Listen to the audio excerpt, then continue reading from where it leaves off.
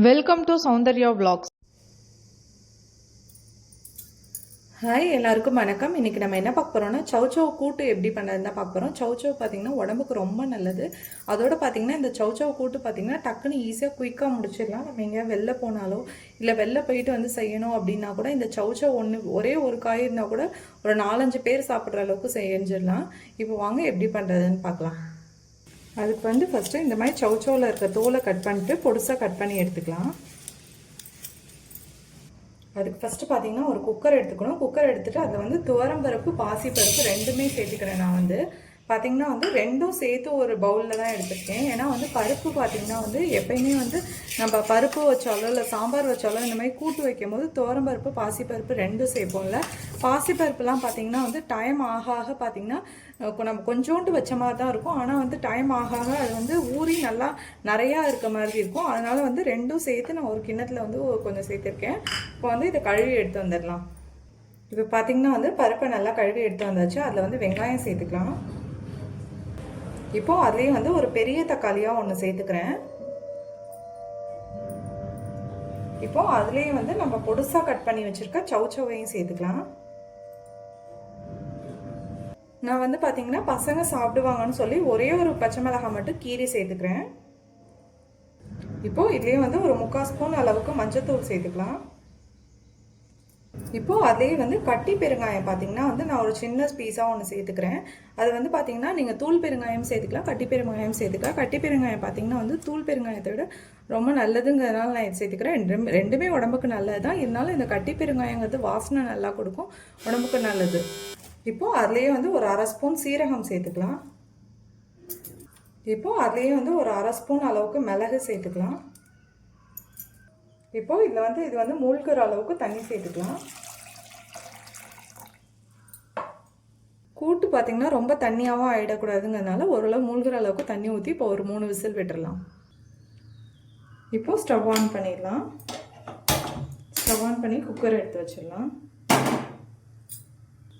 இப்போது குக்கரை மூடி நான் 3 விசில் விட்டுடலாம்.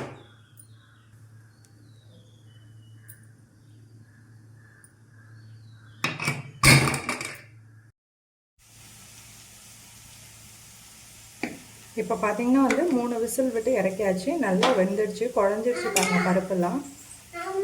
இப்போ பார்த்திங்கன்னா அதுக்குள்ளே நம்ம தேங்காய், கசகசா ஒரு சும்மா ஒரு 1/4 ஸ்பூன் எடுத்துருக்கேன். சோம்பு பார்த்திங்கன்னா ஒரு 1/2 ஸ்பூன் எடுத்துருக்கேன். பச்சை மிளகாய் 1 எடுத்துருக்கேன். இது எல்லாத்தையும் மிக்ஸி ஜாரில் நல்லா நைஸாக அரைச்சி எடுத்து வந்துடலாம். பச்சை மிளகாய் பார்த்திங்கன்னா நம்ம குக்கரில் சேர்க்கும் போது ஒன்று சேர்த்து வேக வச்சுருக்கோம். இப்போ அரைக்கிறதுக்கு ஒன்று சேர்த்துருக்கேன். இந்த குழந்தைங்க ஓரளவு சாப்பிட்டுக்குவாங்க. உங்கள் குழந்தைங்க காரம் சுத்தமாக சாப்பிட மாட்டாங்க அப்படின்னா நீங்கள் இதில் சேர்த்ததோட மட்டும் போதும். இதில் பச்சை மிளகாய் சேர்க்கணும்னு அவசியம் இல்லை. சப்போஸ் நீங்கள் பெரியவங்களாக இருக்கீங்க, காரம் நிறையா சாப்பிட்றவங்களா இருக்கீங்கன்னா இதில் இன்னொரு பச்சை மிளகாய் சேர்த்துட்டு அரைக்கிறதுலையும் இன்னும் 2 கூட சேர்த்துக்கலாம் நீங்கள். இப்போ இது மிக்ஸி ஜாரில் நல்லா நைஸாக அரைச்சி எடுத்து வந்துடலாம். இப்போ பார்த்திங்கன்னா திரும்ப ஸ்டவ் ஆன் பண்ணிக்கலாம். ஸ்டவ் ஆன் பண்ணி தாளிப்பு கரண்டி வச்சுக்கலாம். இப்போ பார்த்திங்கன்னா தாளிப்பு கரண்டி நல்லா ஹீட் ஆகிட்டு இதில் நான் நெய் சேர்த்துக்கிறேன். நீங்கள் வேணுன்னா எண்ணெய் கூட சேர்த்துக்கலாம். நான் நெய் சேர்த்தா கொஞ்சம் இன்னும் நல்லா டேஸ்ட் ஃப்ளேவர் நல்லா இருக்குங்கிறதுனால நெய் சேர்த்துக்கிறேன். நீங்கள் வேணுன்னா நெய் வேண்டாம் அப்படின்னா எண்ணெய் கூட சேர்த்துக்கலாம்.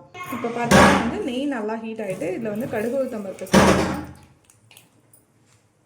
இப்போ பார்த்திங்கன்னா கடுகு நல்லா வெடிச்சிச்சு. அதை 1/2 ஸ்பூன் சீரகமும் காஞ்ச மிளகாய் சேர்த்துக்கலாம். இப்போ பார்த்திங்கன்னா இந்த தாளிப்பு கரண்டியை எடுத்துடலாம். இப்போது அதே ஸ்டவ்வில் நம்ம பருப்பு வச்சுருந்தோம்ல அதை வச்சுக்கலாம். வச்சுட்டு நம்ம தாளித்ததை அதை சேர்த்துடலாம்.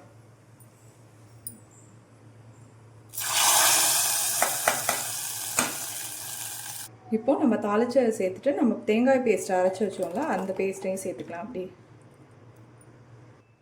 இப்போ மிக்ஸி ஜார் கழுவி கொஞ்சோண்டு தண்ணி சேர்த்துக்கலாம். ரொம்ப தண்ணி சேர்த்துட வேண்டாம். ரொம்ப தண்ணி சேர்த்தா கூட்டு மாதிரி இருக்காது, ஒரு மாதிரி சாம்பார் பருப்பு மாதிரி ஆகிடும். இப்போ இது கிண்டி விட்டுட்டு தேங்காய் நம்ம தேங்காய் பேஸ்ட் சேர்த்துப்போம்ல, அதனால் ஒரு 3-4 நிமிஷம் இருக்கட்டும் ஸ்டவ்வில். இப்போ பார்த்திங்கன்னா ஒரு கொதி 3-4 நிமிஷம் ஆயிடுச்சு. இப்போ ஸ்டவ் ஆஃப் பண்ணிடலாம். ஆஃப் பண்ணிட்டு இப்போ வந்து இந்த ஸ்டேஜில் வந்து கருவேப்பிலை சேர்த்துக்கலாம். கருவேப்பிலையை வந்து இந்த ஸ்டேஜில் சேர்க்கும்போது நீங்கள் தாளிக்கும் போது கூட கருவேப்பிலை சேர்த்துக்கலாம். ஆனால் இந்த ஸ்டேஜில் சேர்க்கும்போது நல்லா வாசனையாக இருக்கும். ஏன் சொல்கிறேன்னா நம்ம இப்போ உடனே சாப்பிட மாட்டோம். எப்படியும் ஒரு 5 நிமிஷம் ஆகும்ல சாதம் போட்டு தட்டில் பண்ணுறதுக்குள்ளே. இந்த கருவேப்பிலையோட ஃப்ளேவர் வந்து அந்த இதில் இறங்கும்போது இன்னும் டேஸ்ட்டாக இருக்குங்கிறதுனால இந்த ஸ்டேஜில் சேர்க்குறேன். நீங்கள் வேணுன்னா தாளிக்கும் போது கூட சேர்த்துக்கலாம். இப்போது அதுலேயே வந்து இப்போ கட் பண்ணி வச்சுருக்க கொத்தமல்லி தலையை சேர்த்துக்கலாம். இப்போது கிண்டி விட்டு சர்வ் பண்ணிடலாம்.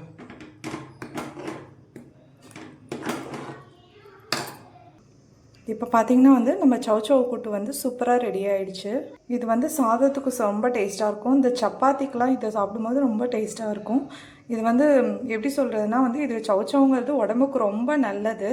அதோடு பார்த்திங்கன்னா வந்து சௌச்சௌவில் சாம்பார் வைப்போம். இந்த மாதிரி கூட்டு ஒரு நாள் டிஃப்ரெண்ட்டாக செஞ்சு பார்த்துட்டு எப்படி இருக்குன்னு எனக்கு கமெண்ட் பண்ணுங்கள். நான் எப்படி செஞ்சுருக்கேன்னு சொல்லுங்கள். தேங்க்யூ.